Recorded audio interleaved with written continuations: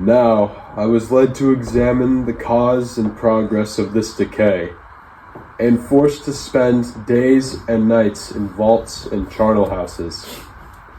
My attention was fixed upon every object the most insupportable to the delicacy. The sun does not more certainly shine in the heavens than that which I now affirm is true. Some miracle might have produced it, yet the stages of the discovery were distinct and probable. After days and nights of incredible labor and fatigue, I succeeded in discovering the cause of generation in life. Nay, more, I became myself capable of bestowing animation upon lifeless matter. As the minuteness of the parts formed a great hindrance to my speed, I resolved, contrary to my first intention, to make the being of a gigantic stature, that is to say, about 8 feet in height and proportionably large. After having formed this determination, and having spent some months in successfully collecting and arranging my materials, I began. Every night I was oppressed by a slow fever, and I became nervous to a most painful degree. The fall of a leaf startled me, and I shunned my fellow creatures as if I had been guilty of a crime. Sometimes I grew alarmed at the wreck I perceived that I had become. The energy of my purpose alone sustained me. My labors would soon end, and I believed that exercise and amusement would then drive away incipient disease, and I promised myself both of these when my creation should be complete. It was on a dreary night of November that I beheld the accomplishment of my toils. I collected the instruments of life around me that I might infuse a spark of being into the lifeless thing that lay at my feet. It was already 1 in the morning, the rain pattered dismally against the panes, and my candle was nearly burnt out, when, by the glimmer of the half-extinguished light, I saw the dull yellow eye of the creature open. It breathed hard, and a convulsive motion agitated its limbs. How can I describe my emotions at this catastrophe, or how delineate the wretch whom with such infinite pains and care I had endeavored to form?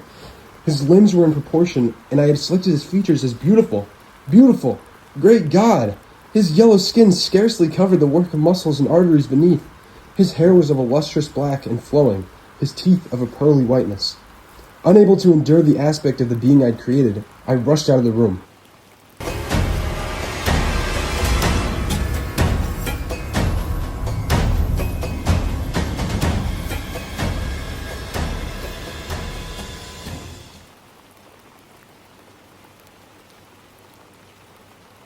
I slept indeed, but I was disturbed by the wildest dreams.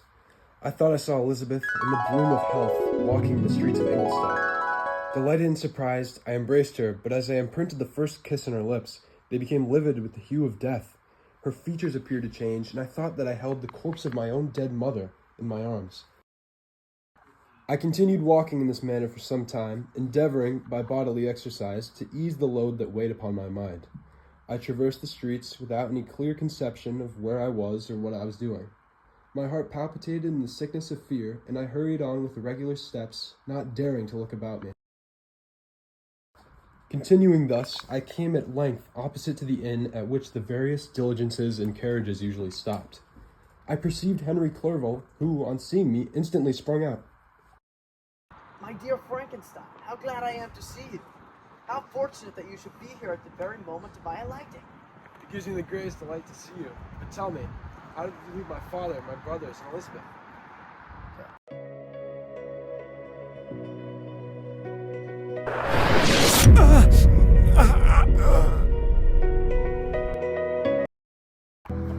This was the commencement of a nervous fever, which confined me for several months. During all that time, Henry was my only nurse. I afterwards learned that, knowing my father's advanced age, and unfitness for so long a journey, and how wretched my sickness would make Elizabeth, he spared them this grief by concealing the extent of my disorder. He knew that I could not have a more kind and attentive nurse than himself, and, firm in the hope he felt of my recovery, he did not doubt that, instead of doing harm, he performed the kindest action that he could towards them.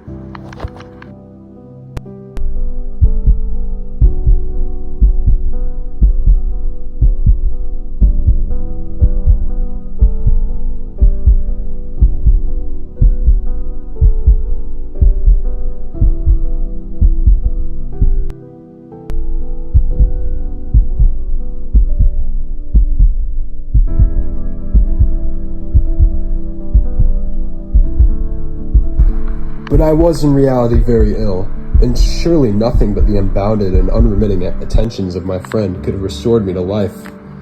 The form of the monster on whom I had bestowed existence was forever before my eyes, and I raved incessantly concerning him. Doubtless my words surprised Henry. He at first believed them to be the wanderings of my disturbed imagination, but the pertinacity with which I continually recurred to the same subject persuaded him that my disorder indeed owed its origin to some uncommon and terrible event.